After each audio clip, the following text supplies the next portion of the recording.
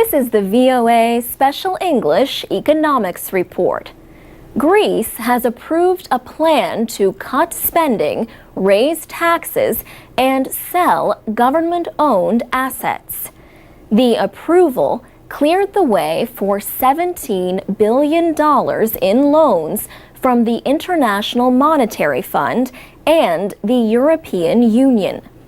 The loans are a share of the $156 billion rescue deal that Greece secured last year.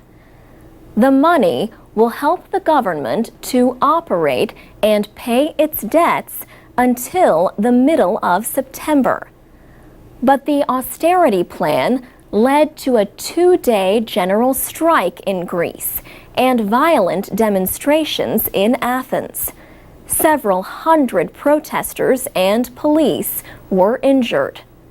Parliament approved the plan on June 29th and agreed to the details the next day.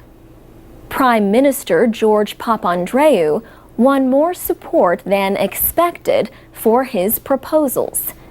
He appealed to Parliament to do everything possible to avoid defaulting on the debts of the birthplace of democracy. There is a choice, he said.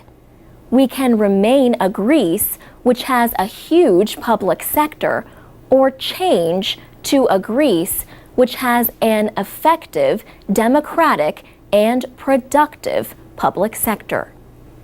Greece is expected to seek more international help, even though years of government borrowing led to the crisis.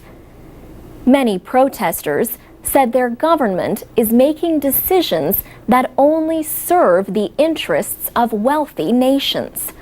But other Greeks see the need for austerity. One man said, "I think the policies are a good step towards finding common ground with the European Union. I don't think any country can operate in isolation these days, especially a country the size of Greece." On June 28th, the IMF chose French Finance Minister Christine Lagarde as its new managing director. Dominique Strauss-Kahn resigned in May after he was accused of sexually assaulting a hotel cleaning woman in New York. But on July 1st, a judge released Mr. Strauss-Kahn from house arrest as the investigation continued. Prosecutors raised questions about the believability of the accuser. The IMF has always been led by a European, but Ms. Lagarde is the first woman.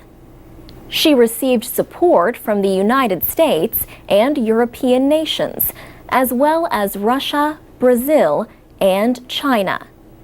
She has promised to be a strong voice for developing countries, especially in Asia and Africa. But international monetary expert Domenico Lombardi says she can also pressure other European finance ministers to take a more aggressive stance on the European crisis. For VOA Special English, I'm Alex Villarreal.